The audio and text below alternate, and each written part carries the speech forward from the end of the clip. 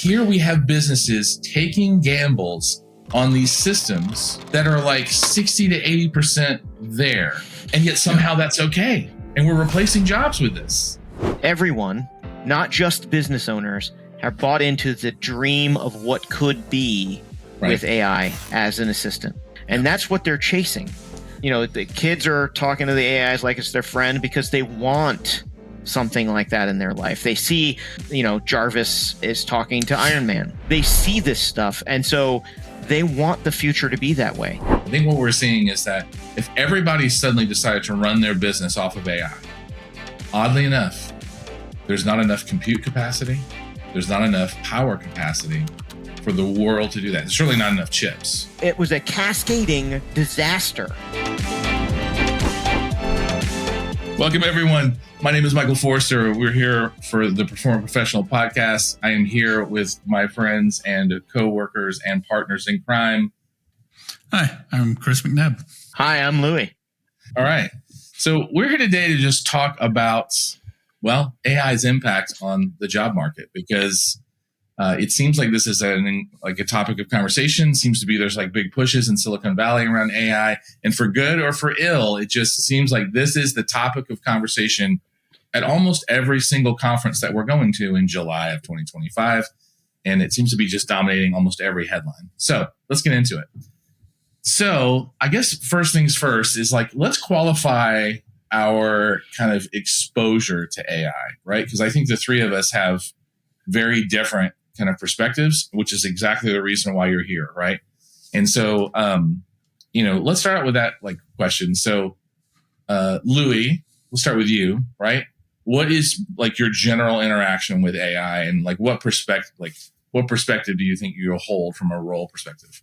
Leadership, development, operations. How do you view this? So, my perspective typically comes from people who are trying to push value through a system, right? So it's focused mostly on like project managers and leaders and managers and so on. And I think that AI in those areas is primarily people who are, doing the work in those categories are typically like project managers and scrum masters and so on. And they tend to use AI to try and enhance their workflow or pull ideas out of the conversations that are happening in their markets. So they might ask, like ChatGPT about their product and what people care about in regards to their product space, right? Managers might use it to look at items through AI to figure out how to optimize their teams, or look at data that they've received and have it spit back answers based on the data that they have. And leaders, it depends on the leaders we're talking about, but a lot of them are really just looking at AI. They might be using it personally. They might be using it in the same way that managers are. But from their perspective, they're trying to figure out how they can leverage the advantage of AI to reduce their costs and potentially expedite the delivery of value within their business and their systems. So in some ways, replacing or enhancing people to get work done. And so that's really how the areas that I touch, those are what people are doing with AI for the most part. By the way, Valu, I just have to say, you are actually one of the best people I've ever met who is able to help people drive value or derive value from a system. Just to say that as a side note, that's a great way to say it. I don't think I've ever heard you say it that way before, but that is 100% accurate in my work with you around organizations. So cool. And by the way, I will mention also that Louis has a background in security. He's an author. So we haven't really gotten into background, but I think that he actually hit it right on the head by deriving value through systems. He teaches people how to do that. So Chris, talk to me. All right. What's your general role in the industry, and what's your perspective on AI currently? Let's see. I have been on the software development side of the industry. I've been on the operations or site reliability side. And so I use AI both to try and help myself, develop code faster, as well as, trying to use AI to actually automate some of the pipelines or some of the tasks that we would have to do for operations. Yeah. Basically using it as much as I can or as much as I can stand. Okay, well done. I would argue that probably out of the three of us, Chris is also the strongest kind of programmer / developer by far. But yeah, okay, I hear you. And so for me personally, I'm doing a lot of work for training companies, some work for organizational consulting. But I would say that primarily I touch AI almost every hour of every day in some form or fashion, either running agents in the background that are doing something. Like even when we turned on this podcast, by the way, I had an agent that was running Puppeteer and running tests, and it was like popping up browsers while I was sharing the screen. And then a lot around curriculum creation, basically verifying assumptions and doing like reporting. Like, for example, today we're going to talk about AI and kind of its recent impacts. And even that report has been pulled today, right, from research done by an AI. So I would say I'm heavily into both the consumer AI, like the website, and also like the coding assistance, and of course getting more into the agentic side of things, which seems to be the battle cry of where people are headed.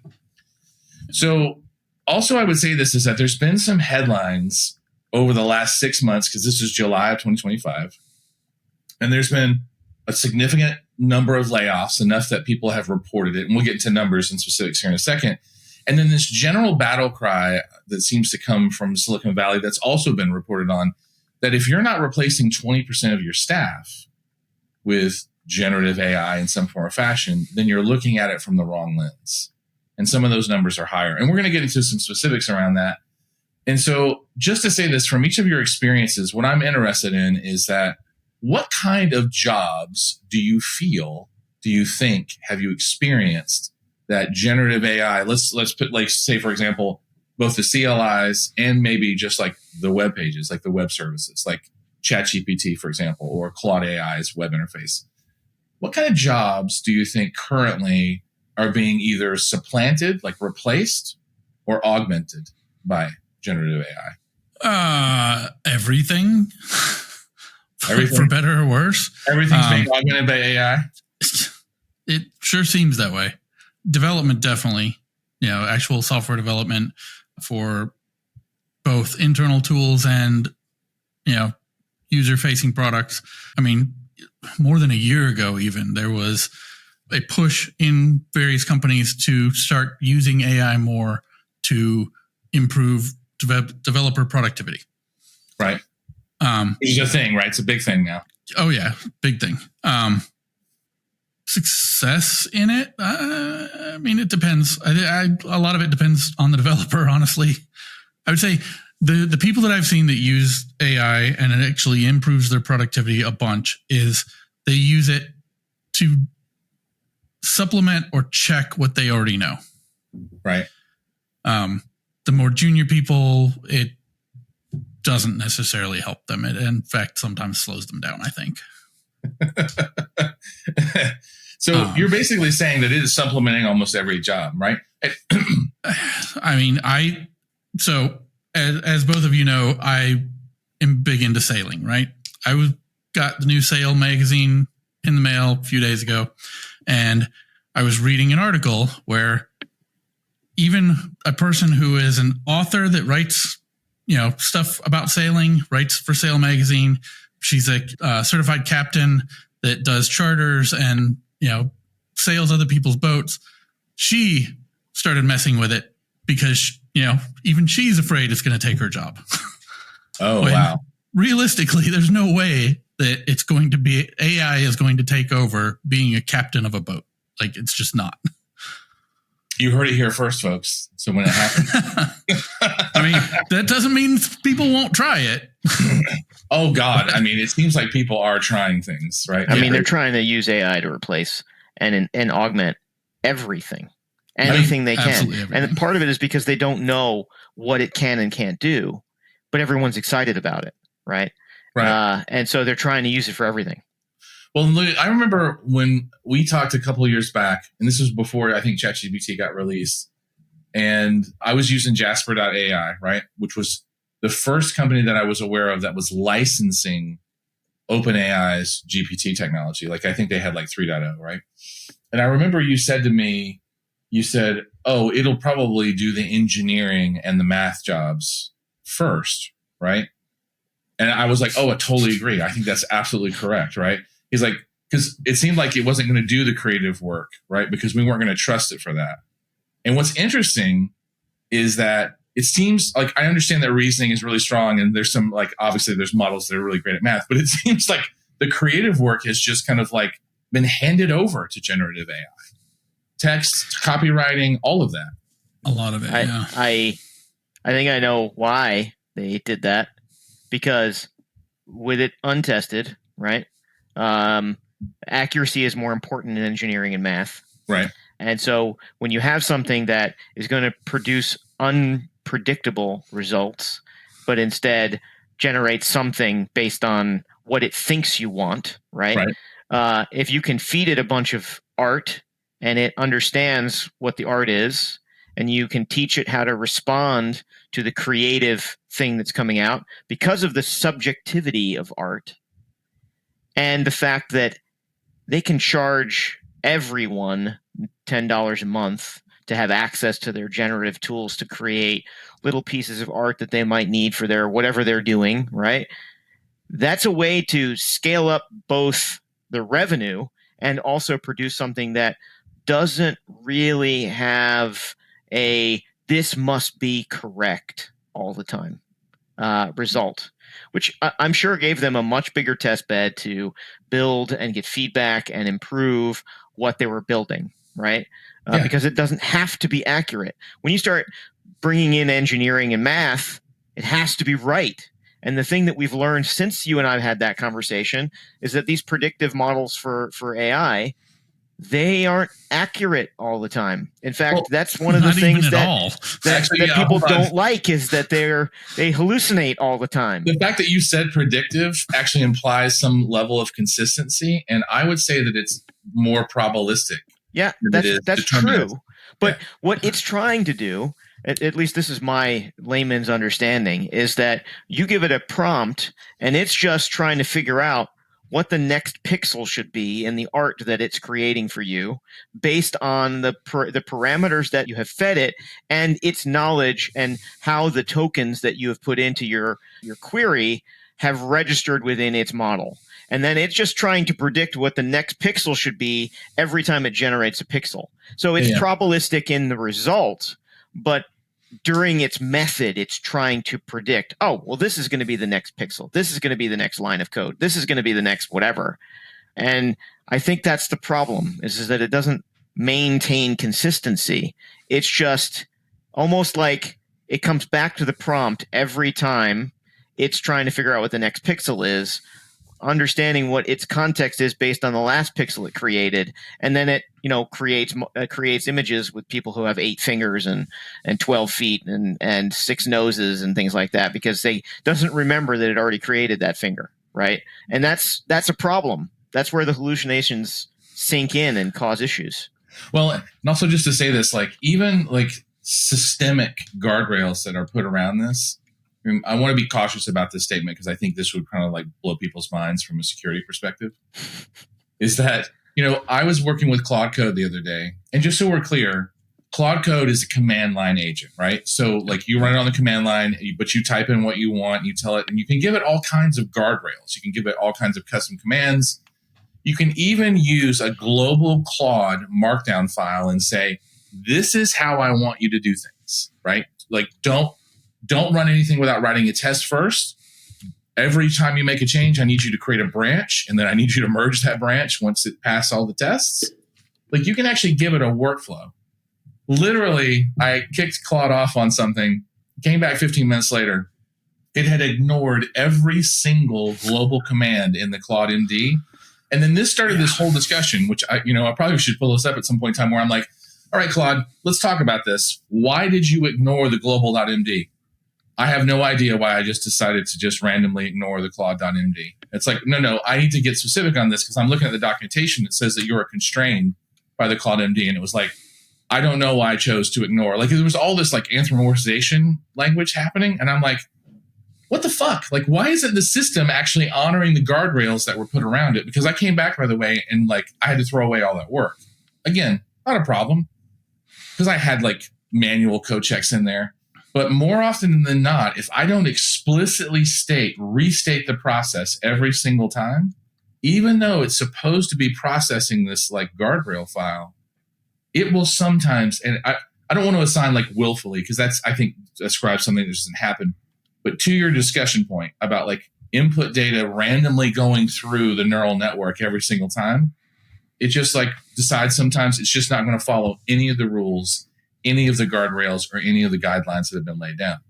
This blows my mind a little bit. Go ahead. Well, I heard an engineer that I talked to recently who said that what he believes is happening based on his experience trying to use AI to write code, to build tests, to do a bunch of things, is that most of these models want to give you what it thinks you want based on your prompt, right? Yeah. And so because of that, it being the underlying code, right? If we talk about Asimov, right, the rules of robotics, that it has these certain things that it has to do. The file you're giving Claude isn't part of that. Hey, this is what I have to do every time. Instead, unless you say explicitly inside of your request that you need it to follow these guidelines, it doesn't. It's going to say, well, I can pay attention to this guideline file, but since Michael didn't ask me to do it, it's probably not part of what he actually wants. So I'm just going to predict the next line of code or the next pixel or the next whatever. And if this guideline gets in my way, I'm just not going to do it because, I don't know if Michael actually needs it to be part of what's going on. Well, hold on. There's no biological imperatives here. So I want to point out something that I think kind of blew my mind a little bit. So I found out that almost all of the web pieces, including some of the CLIs, every time you hit enter, even if you just like submit a single word, there's like 30 pages of back-end sub-consumer prompts that are part of the system, like Claude's system or ChatGPT's system, that get processed every time. And there's like rules in there, like don't be offensive or abusive, don't enable people to do like suicide or hate speech. And so every time you hit enter, not only is your prompt getting processed, but all of this other kind of systemic prompting is also consumed. So the thing that's funny about that, Louis, is that the Claude.md is supposed to be part of the systemic prompting. Yeah, but if it runs into a conflict, how does it resolve that? Exactly. And I also will say this, is that I have told it explicitly to follow the write the test, do the task, run the test, fix it if it's broken, rinse, lather, and repeat. And then once you're done with that cycle, I want you to add, commit, push, right after the testing. Even with explicit calling out, it's still with, and I don't want to be careful about ascribing this. It's like, I'm just not going to do it. It just doesn't even do what's in the explicit written prompt either. So I don't want to inject FUD into the whole thing, fear, uncertainty, and doubt. But like that confuses me because here we have businesses taking gambles on these systems that are like 60 to 80% there, right? And yet somehow that's okay. And we're replacing jobs with this. And is it that human beings are so chaotic that we think that we would rather have the consistent uncertainty of a 60 to 80% job done right versus having to deal with human beings? I think in some ways it comes down to numbers, right? Is that 60 to 80% going to still make me money? Is that 60 to 80% going to make me enough to, compensate for, or rather, are the people that I'm laying off going to compensate for the loss of money that I might get because I'm only 60 to 80% where I need to be? Numbers game. Yeah. Well, I think that's part of it. All business eventually comes down to that, right? Yeah. Right. Hold on. Like, cost Louis, versus profit. What did you say the other day about like Adam Smith's Wealth of Nations, right? Like one of the core kind of texts around the initial one around capitalism. Well, I mean, so to give people a little bit more context, right? Like, so Adam Smith, the father of capitalism, he wrote about two things. He wrote about economics and he wrote about morality. And he believed that the only way that capitalism, true capitalism, can work is if that everyone who's involved in the market also has morality. And what he meant by that is that they actually care about the market that they're a participant in. So anyone who's in a market who does not care about the people or the market itself is not practicing what Adam Smith would consider to be true capitalism. it's something else. So businesses that take shortcuts that hurt their customers or that hurt the market that they're in, even their competitors, in a horribly negative way, if they cheat the system, all of those things are not true capitalism because of that lack of morality. And in fact, there's a line that Jon Stewart quoted on his show many, many, many, many years ago, where he said, and I'm paraphrasing here because I don't remember the exact quote off the top of my head, but a market without morals will first consume everything else and then consume itself because it will ultimately implode. And so, there are individual businesses which are following what they think are the right moves for them, which are to make the dollars they're spending more efficient, because in almost every business, the cost of people is the most expensive cost that you have, right? Especially in software, right? You're spending more on people than you are on anything else, because they're not manufacturing anything. They're building code, right? So It's the people cost that's the most expensive. And so they're trying to mitigate that high expense with what they believe is a more efficient spend. But I think that what you touched on is correct, that I think there's a certain amount of unknown chaos that they're adding to their businesses, and they may not even realize that it's happening. And they may not realize that they've injected this much chaos until that code gets committed to a code base and is in production. Right. If they get rid of the stopgaps and the guardrails that are often presented and provided by people, right? Senior developers who are reviewing code before it goes into production. If those people are reduced and you're letting the AI do it instead, then it's just like fixing it in production, because things are just it's going to ignore tests like you were talking about with Claude. It's going to do all these things, and things are going to end up in production that they can't know are there. And then it becomes even more expensive to try and resolve these problems and fix them. So let's talk, I think that's interesting because, first of all, it seems like the minute you take a human being and replace it with, let's say, a chatbot or whatever, there's just been long-standing resistance to not having at least the possibility of accessing a human being. I want to clarify that. We've hated, for example, numbered phone systems for a long time. And that was probably one of the first examples of automation in customer service interaction, as an example. At the same time, we also get pissed off when we don't have self-service capabilities. I mean, cloud and the internet has spoiled us to a large degree in that we love the ability to get through a whole workflow. But when something goes wrong, we've already been dealing with the automation. We don't want more, pardon my French, fucking automation. Right? Yeah. We want to be able to roll up to a human being and say, look, the machine has failed me. Help me. And the minute we start encountering that, it's a problem. So what's interesting is that one of the first kind of forays for generative AI is in support replacement. Everybody seems to have a chatbot now that you can interact with. So I'm curious, have either of you interacted with a Gen AI based chatbot recently, and did it actually serve your needs? Because I have, and so I'm very curious if you have. Oh, yeah, I have. I mean, I have. Did it serve my needs? No. Yeah, neither mine. Here's the problem: is that I think that AI bots like that, if you have a big business with multiple products and multiple avenues of delivering value, right, then having an AI chatbot to funnel the user problem to the correct people to help solve the problem is probably a good use of it. But an entire replacement is not a good use, because my experience, and I'll name the company, I had a problem with AT&T, and I was trying to solve the problem. If I could just get into the router manually, I could fix the problem, but they have locked me out. So I was trying to use their AI tool to resolve an issue that I was having with the router, right? And I knew that at a certain point, it would escalate me to actual tech support. But in my newest experience, it didn't. It just kept looping. And it would get to a point where it said, okay, now reboot your router. And when I reboot the router and then try and continue talking to the chatbot, it would start over from the beginning.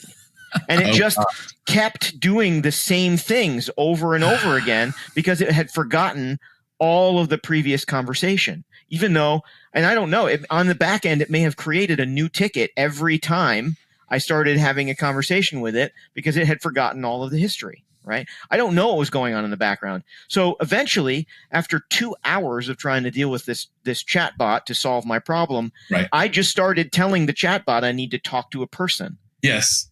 And it never connected me to a person. No, Sometimes it would say refuses. it would try, but then it would send me to a link which would start another chatbot conversation.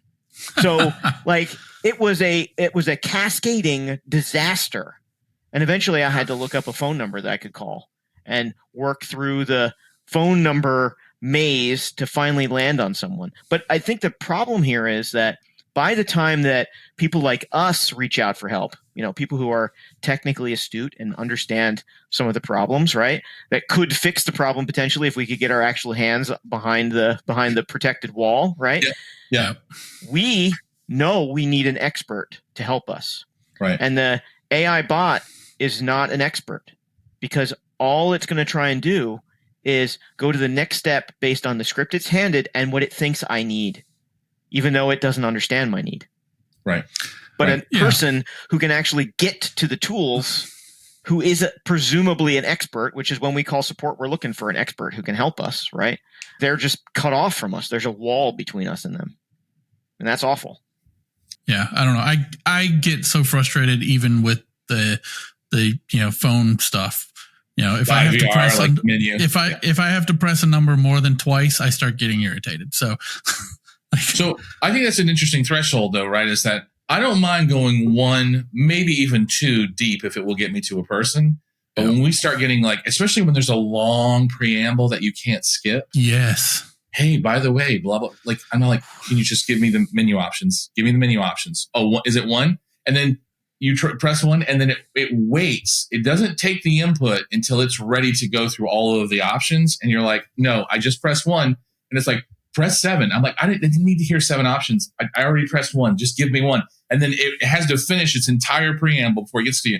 Sometimes the chatbots feel like that because I'm like, I want to talk to a human being. Can you tell me the nature of the problem? I just told you the nature of the problem. Let me talk to a human being. I'm having a billing issue. Is your billing issue one of these things? No. Let me talk to a human being. Is your billing issue one of these things? No. Let me talk to a human being.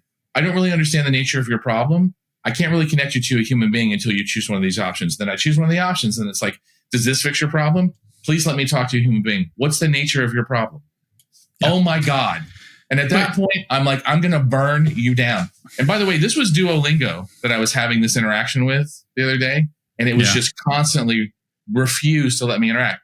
Contrast that with, I accidentally left my membership up with Looka, Looka, right? Those guys do branding and all kinds of cool stuff. I love those guys for quick branding. And when I went to go get my refund, instantly a human being was like, oh yeah, hey man, we saw your thing. We understand that you accidentally renewed. We're going to process your refund and get it done. Their service, instantly the service was light years difference. And the reason I call out, for example, Duolingo, right, which I actually enjoy them as a company. Sometimes their notifications really make me mad. Yeah. Hey, you're not talking to me anymore, baby. Removed it. Who are you talking to? Anyway, funny thing there is that Duolingo got busted recently because their basically CEO was like, we're going to go all in on AI and we're not going to hire any more people. And then there was all this backlash. And so there's a little bit of a topic here of Louis, you made a good point. Without some kind of societal and moral perspective, capitalism will run rampant and like a cancer will consume everything around it and then consume itself. And I think, Chris, you mentioned the numbers, right? You mentioned that the adoption is being driven by the numbers. But here's a question for you, especially in the United States, where I feel like I'm seeing this more and more. The middle class just seems like it's getting squeezed, right? Oh, yeah. We're creating more and more millionaires every day. We're also creating more and more people living at the poverty line than we've ever seen, right? Who's going to buy all the stuff that the billionaires and the AI and all this other stuff? And I don't want to condemn billionaires, right? But this whole kind of business perspective of we're going to squeeze out the middle class. Who's going to be left with any extra income to buy all this material once we've given away all the jobs and started squeezing this whole thing out? It's I wonder if people realize there's this short-term thinking, but there's secondary and tertiary impacts, not just to the economics of the whole thing, but who's going to replace me in 10 or 20 years as an architect if we're not creating entry-level jobs for people to rise through the ranks, get the experience, and become senior. We are literally crippling the career ladder. Like, and I'm interested in your perspective on that. Is that accurate? Is that overblown? Is there societal impact? And are we crippling the career ladder? Or is that just me, hype, blowing it up? I don't think you're wrong. I think here's the dark future that I see, right? Is that we do, like, for every millionaire we create thousands of people who are in poverty, who then have to become labor workers in order to survive. And based on the way that the economy is shifting, those labor workers won't have money to buy expensive technical toys. They won't be able to do any of that stuff, which means the only way that these billionaires will continue to make money is by leeching off of the government.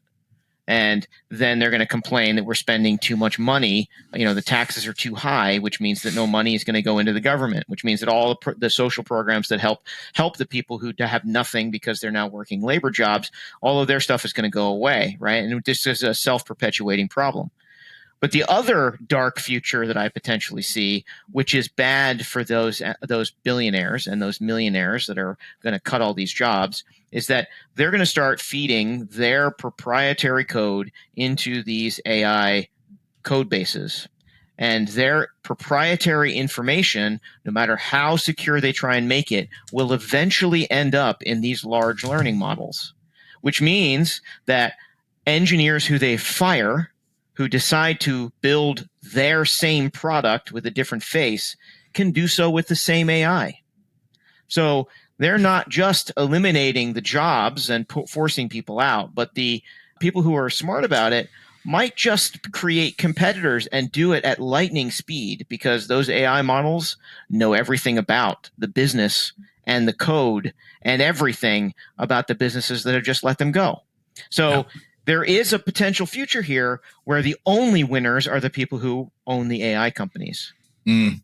Well, and what's interesting in that context, just to say this, is that we actually, at least in the United States, and I think this is true from a compute standpoint in China, but not a power standpoint. China has tremendous amounts of power. I think what we're seeing is that if everybody suddenly decided to run their business off of AI, oddly enough, there's not enough compute capacity. There's not enough power capacity for the world to do that. There's certainly not enough chips, right? Like, just to say this, it's like currently they're not. And, we're obviously, people are trying to figure out that problem from different angles. But what's interesting, it's almost like when I was, studying for my herbalism degree for naturopathy. Some people don't know, I actually have a degree in natural medicine. Someone told me one time, they said, if everybody started taking herbs, we would actually be in incredible trouble, because there's just not enough plants in the world to support all the people that we have. Yep. And it's funny, we're running into that same problem with AI, where it's like, we don't have capacity for this. So there's this mad rush in Silicon Valley to replace a fifth of all workers. That's the general battle cry. And what's interesting about that is one, we are having long-term consequences that we're not considering. We don't have enough capacity to even do that to begin with. And the other piece is that I just want to say is that I feel like we are creating a more uncertain world. And I know human beings are variable, but when we build software, there's a reason it runs through a team, because eventually the number of errors goes down when you have 7 to 12 people looking at a project, right? It goes way down. I won't claim it goes to zero. And so I don't know. From your perspective, if we look at the headlines that have been popping up here lately, right? Let me just show you a few pieces of research that have been kind of top of mind. Is that for example, if you look at this is as of July 31st. This is as of today, by the way, right? So 77,000 tech positions were eliminated in 2025 due to AI automation, right? That's the current kind of focus. And we're seeing that things like job creation and productivity, they're seeing basically people evolve. But I also want to say is that we've seen a lot of headlines here recently also about people spending more time massaging AI than they are writing code. Okay. Spending more time orchestrating AI than they are doing tests, for example. But in general, the general perspective is interesting headlines like this, where it's hey, we're going to basically, redefine the tech market that has been relatively stable for the last 20 years. We're then going to do things like, is AI going to wipe out, white collar jobs, right? Or Forbes is writing, like, how is AI really impacting jobs? And what we're seeing is that entry level jobs and automation jobs are just kind of like going away. They're just evaporating. Upwork, by the way, the CEO of Upwork, who is like a contracting, marketplace, basically said that AI, to all of his people, AI is coming for all of your jobs, right? Like, this is what's happening. And so let me ask you this question, right? Is that if you are in this world, right, in the tech world, or just in general, like, how do you adapt to this? Because, like, is it to double down and we use more and more and more? But, like, are we enabling ourselves to be replaced, or like, and we're just like biding time? And are there other options? I mean, I think you and I have had conversations about this in the past that, as we're doing operations, SRE work, DevOps, whatever you want to call it, in some ways our job has been for many years to automate ourselves out of a job. True. We just haven't been successful yet. So, right. Yeah. Yeah. So then, will AI make us successful? I still don't think so, but maybe. Well, I think it just pushes the can down the road, right? Yeah. Because there's always going to have to be a mechanic who works on the system. You can't eliminate that person, right? You may reduce the size of the team, but you can't reduce the person, because the AI is not going to create what is needed. It's not going to know what is, required by the organization. People are always going to have to be involved, just like with the support conversation. You're going to need experts that can really relate to the customer, which AI can't. It will never be able to relate to the customer to deliver what they actually really need, right? So there's always going to have to be people who work on the system. You might just reduce the number of people. But I think, to Michael's point, the problem is the point of entry, right? If the experts, the super big experts, the senior level experts, the director level experts are the only ones that remain within the company, then how do we ensure that 10, 20 years from now, there are people that can step into those roles without any previous experience? That's a problem. Because if you're replacing all of your junior people with AI and expecting all the AI to play the role of junior people, then there's no junior jobs. How do people get started? The only way they get started is by starting their own business, which goes back to my point earlier about how this is going to bite all those businesses in the ass, right? And if you do the opposite, you remove all your senior people because they're the most expensive, and you only keep your junior people, then the AI and the output can't be trusted, because the junior people may not know enough to check the information that's coming out of the AI, right? So what does that really look like? The problem is that people are adopting this system, these tools, without fully testing it. And it's going to have a high cost as people move fast and break things, quote unquote. Right? They may end up breaking their own business, which is bad, real bad. Yeah. Well, and I think also kind of in that same vein is, like, you're right. We've got junior kind of like coding agents, for example, who are being managed by junior people because there's no senior people left. I also want to say this, though, is that we are in tech. Like, we're in business and technology, right? Like, we're in those two kind of phases. I think there's an interesting statement here, because oddly enough, I think AI is actually far more of a threat to jobs outside of IT as it is to jobs inside of IT. Just to say this, because now, like, I saw like ChatGPT was talking about, hey, please stop sending us your financial data. Please stop telling us all your like deep, dark secrets. Like, you have no legal protection from people subpoenaing us for your ChatGPT transcripts. Sam Altman was like, hey, just slow your roll. And he was talking about how millennials in particular will just use it to ask everything. How do I talk to a girl? How do I have better sex? How do I like become a millionaire by age 50? Like, the list of questions was like, holy smokes, really? And he was like, yeah, like, they're using it almost like it's their best friend. So outside of the whole social impact, oddly enough, like, your paralegal jobs, your data entry and data crunching jobs, like, all of those jobs, those are the ones that actually seem the most threat. And if you look at the rise of things like food level robotics and automated driving, like, all the things that gig workers have typically done to kind of like enter the workforce, get exposure, get trained, maybe even take a path like a vocational path or college path, and then like rise up. You're going away. And so you're right. Like what's left is that we're all ending up starting our own businesses. But like, I think about that, like people, I mean, having started like now like 8 or 9 businesses, I think there's also still value in being kind of an employee, like someone who shows up as part of a team, buys into whatever needs or vision are being thrown out there. I think there's tremendous value in that. So kind of interested in your perspectives of like, is it more of a threat to jobs outside of tech? And then, again, the question still remains, how do we ride this wave? And because it doesn't seem like there's any way to stop it. So I'm curious as to your perspectives on that. Or do you think there's a way to stop it? Is there a way to slow this down? Do we like ban the company? I mean, it's already there. It doesn't seem like there's nothing we can do to stop this roll, right? So it's like Kubernetes, right? When Kubernetes came out, Chris, you and I had a conversation and said, this is going to complexify, and I'm making up a word, the shit out of every operations person's life.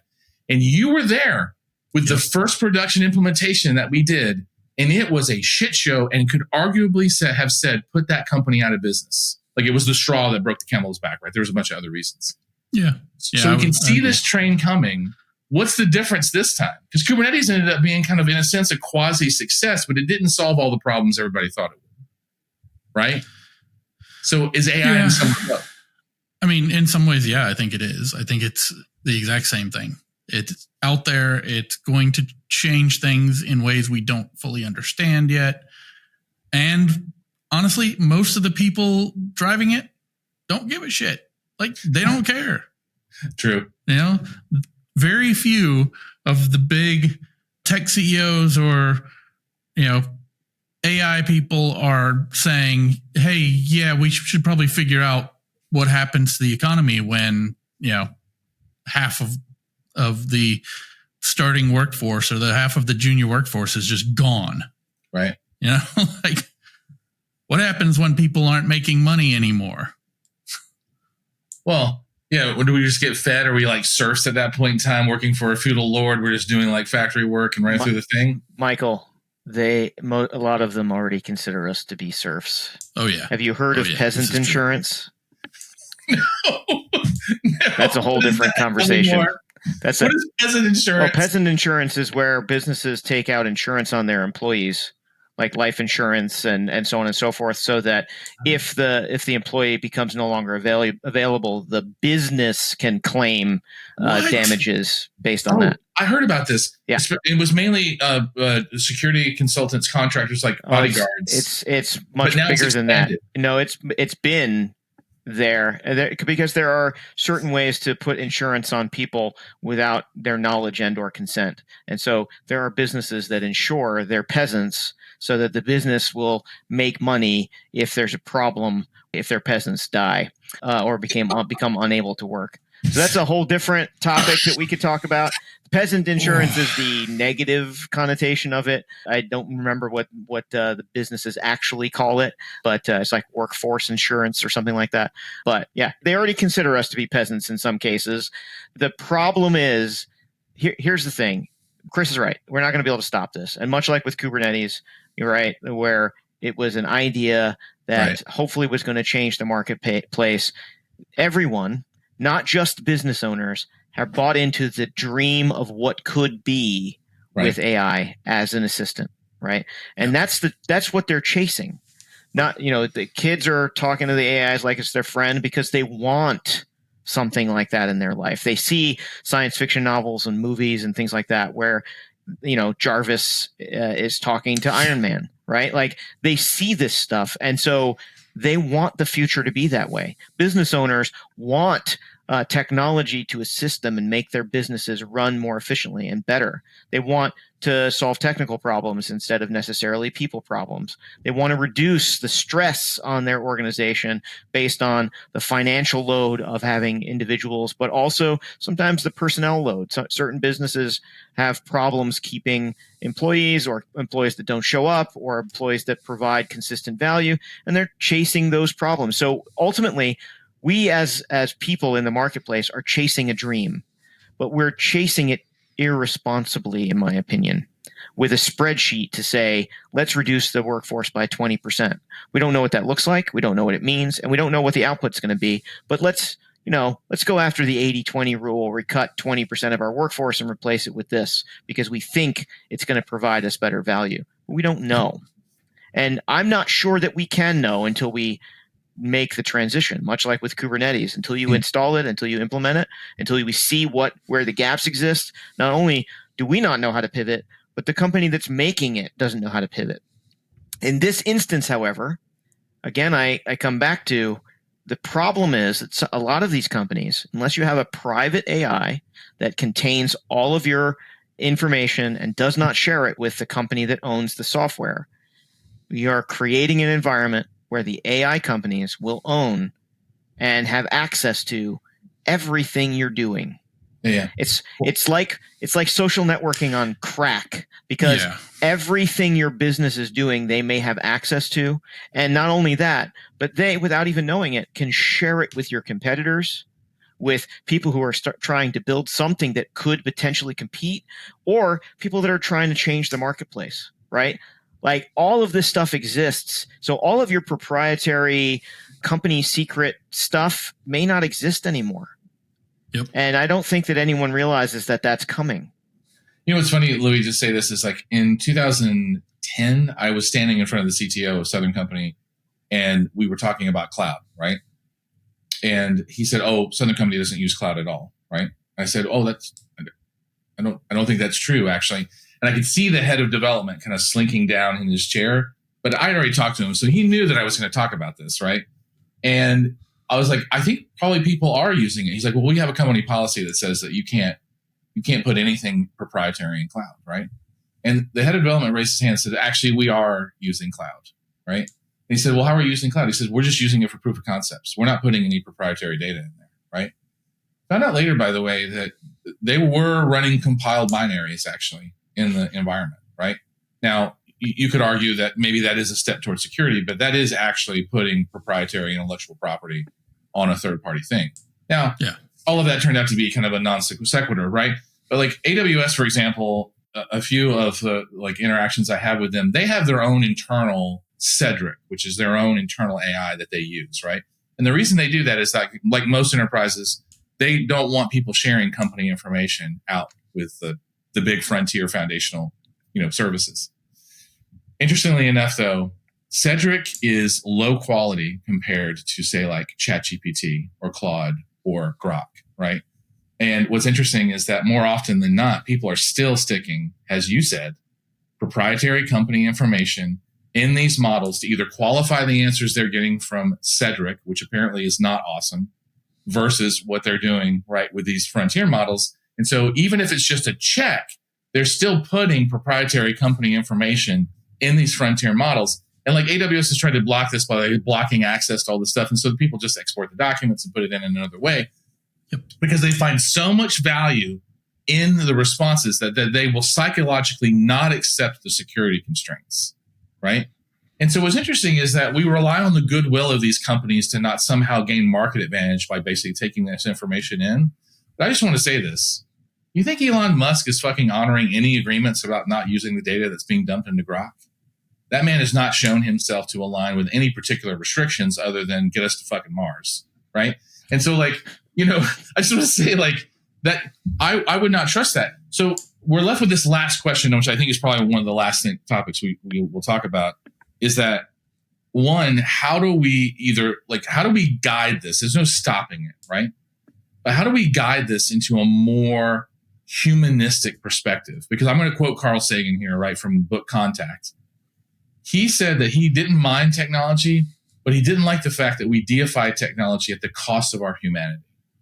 Like, that was the part where he was like, technology should be in service of humanity. We shouldn't keep deifying this whole thing. So we've got lions on the prairie, right? We've got, OpenAI and ChatGPT, and some of these people have proven themselves to be completely immoral when it comes to actually focusing a little bit more on humanity. Is there anything that can be done to start shaping this conversation to steer it a little bit more towards something that's maybe slightly more human-centric, or is it we just have unregulated capitalism and we cannot stop this train? We cannot even guide it. Is there no hope for guiding that conversation? I fear you're getting a little close to the eat the rich movement. But Like, not necessarily. AI is a symptom, not the problem. I think the problem is that, just to generalize it, Western society doesn't give a shit about anything but the individual. Right. Like, so Kings. companies, they don't care about their workers. All they care about is the bottom line, which is why right now they're like, oh, we can cut 20% of the people. Yeah, let's do it, without looking at the human cost. But there is no cost to them, right? Other people will step in to take those jobs. No, the cost to humanity, like the cost to the fact that they are part of this species, even though they like to think they aren't. I mean, well, because like in other countries, there's deeper regulations about how you can treat human beings, which everybody in the West complains about. We complain about the length of vacations that people in India, in Europe, in Vietnam take, right? We complain about the tax rate and the restrictions on hiring and firing and like for cause and what that requires. There's a lot of complaints about that, right? And I think some of them are warranted, but I think at the same time, at the risk of sounding like a socialist, which I am not, it's like, I understand though that the regulation necessary in order to protect our workforce, because it's like the old kind of like Native American proverb, what will we breathe and what will we drink when the air is gone and the water is poisoned? It's like, who's going to buy all of our stuff once all the people are gone? And so it's interesting because this is a consistent conversation around people are both the problem and people are both the solution, right? Yep. And so, as we see, right, as we see like AI take over more and more and more, it's like, I refuse to kind of give up hope that like eventually we cannot start making decisions that at least guide it towards like, can we just choose like these human-centric companies? They're still out there. I see them in the news, right? I hear about them from people who are looking for jobs. I had a friend the other day tell me that she went for a job interview and the person said, well, we try to treat people as human beings. So like we try to accommodate family, we have goals and whatnot, but like we're going to treat you like an adult unless you show us that you're not an adult. But otherwise we expect you to take care of your family, take care of yourself, take care of your health. And we mandate a certain number of vacation. And she was talking to a bank and she was like, Michael, I don't even know what to say to these people. I have been working in this abusive situation for so long that the minute they started saying things like, oh, we're going to take care of you and you should come work for us and we want to do great things, but we also want to do it. And she's like, I don't even know how to respond to that. There's actually a part of me that like flinches from that. So I asked the question, this is the last one, is like, if implementation's going away, because it is, right? Eventually we're not going to be writing YAML and we're not going to be writing code, right? I still leave with this last lingering question. How do we prepare for what like this uncertain wave? How do we choose and prepare for what's happening now? How do we do that? Is it play more with the technology? Is it, only start voting with our dollars? Like, what is the thing that we do to guide this conversation? What do we choose here? Well, if we're talking about the individual worker, right, the only choice is to try and understand the technology, right?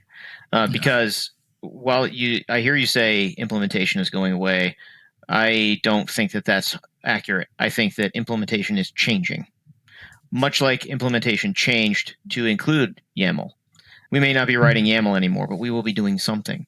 Because standing up an environment, right, there's got to be some understanding of what needs to be done, whether that's how to write the prompt or knowing what good looks like and being able to check the AI when it does the work that's necessary. So I think understanding, if we're talking about tech workers, I think that understanding a higher level than perhaps you're currently working in. If you're no longer writing code, then you need to know what the systems that interact with each other look like. That's good. You need to understand how bits of code operate together in maybe a microservices environment. Whatever that looks like, it seems like people would be moving more towards architecture. You'd be telling an AI, hey, I need a function that does this thing, and it needs to play well with these other things, right? So you need to understand how that operates and think on that level. So, it's just like, way back in the day, people were writing code in ones and zeros and putting them on cards and then putting those cards into a machine. It was generating the machine language that would, like all this other stuff. It was very different than it is today. Right. This is another evolution of the way that we work in technology. And so I think that the idea is we can bitch and complain about AI all we want, but it's not going to change anything. Right. I think that the important thing is understanding where the result is going to be. If your job is going to be eliminated because you're a person who writes tests by hand, you're manually writing these tests, well, then you need to step back and say, well, how can I create, using AI, create a map of tests which will give my business or the people I'm working with a comprehensive coverage. And what does that look like? What is the good way that that looks like? Using AI to help me.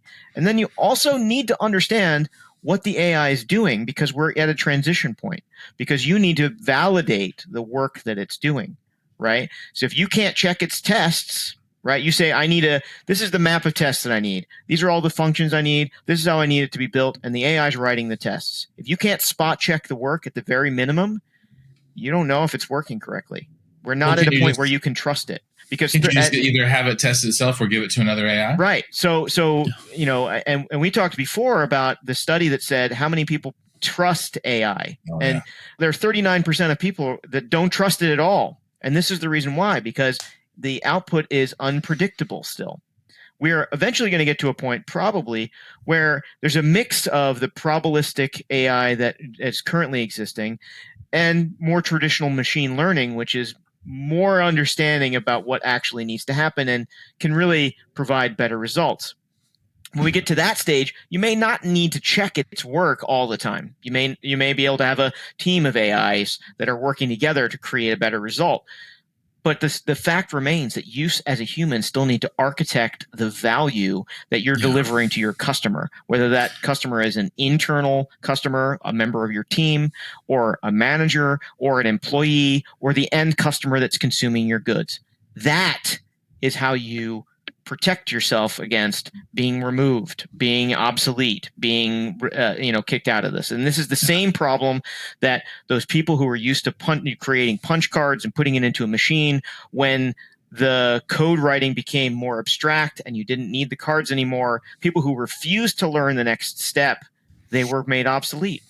We're at another point that is happening. Yeah. And so I think that the way we guide it is by creating people who know how to interact with AI responsibly and know how to check its results and are using a system or a method to do both of those things that can provide value at speed and at scale to the businesses that are looking for those two things. If you can manage that and land in that space, you will become one of the people that gets kept. You'll be one of the people that can move the industry forward in that case. And so I think that's really the only responsible way that we can manage it. I think that voting with our dollars and talking about the cost to humanity is an important one and not one that we should ever get rid of. But I think that if we're talking about the individual protecting themselves against the wave of AI, I think that's the way that they need to pursue it. I mean, earlier you talked about how AI seems to be replacing the creative jobs first. And I would say it's replacing creation, but not creativity.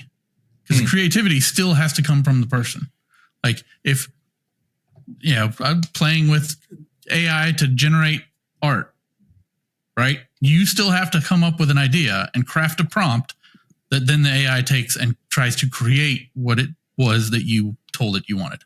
Right. And it's kind of that same thing. Like you always going to have somebody to tell it what to do.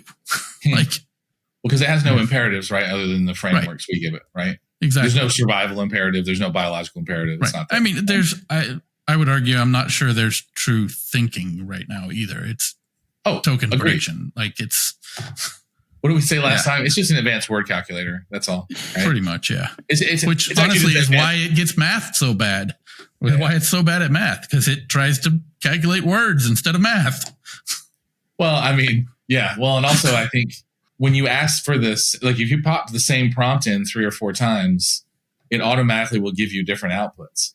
I'm not sure that's due to the system prompts, except that I've actually worked with raw neural networks, and it will actually give you different outputs, slightly different outputs every time you give it, even if it's just a short Actually, oddly enough, the shorter the phrase, the more likely you are to get like random outputs.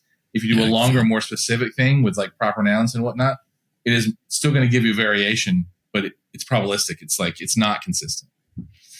I hear you. And I want to emphasize, I think that we saw this with Kubernetes. We saw this with cloud. We saw this with DevOps. We've seen it a little bit with platform engineering, although that seems to be very popular in kind of the tech space. We've seen it with ideas around like gRPC, for example, or, going to microservices, or even things as far back as like the Agile Manifesto. Is that, Louis, I think you framed this up really well, is that it's like we can't refuse the next evolution. We're on a train. We don't get to control it. The masses have kind of like chosen to go in this direction. And refusing the next evolution is just, in a sense, refusing to evolve, right? Now, there are lines that we probably wouldn't want to cross if we were headed in a certain direction. But we're honestly, unfortunately, we're not there to those lines, right? It's like when my son asked me the other day, he goes, why is everyone up in the arms over the Epstein thing? And I said, well, Liam, just so you know, like even the most hardened criminal will kill pedophiles in jail. And he's like, well, why is the line up there? Why isn't the line down here with all the murdering and all the other like crime? And I was like, because for some reason, the minute you start messing with a child, we will murder you. Right. And he was like, that's cool in some ways and horrifying in others. Because Liam goes, that means the line's way out here that we all agree on. The other lines between here and there, we don't agree on. And I was like, yeah, welcome, unfortunately, to the world. Like, that's the case. Right. But I like the way you said that, Louis, where you're like, look, you can't refuse the next step of the evolution. Right. So, I think that frames it up very nicely. So I think we're probably going to put a pause and we'll stop here for a second because I think there's a lot more conversation on this. Any final comments from either one of you about what we've talked about? AI sucks. It's going to ruin everything, but you got to embrace AI.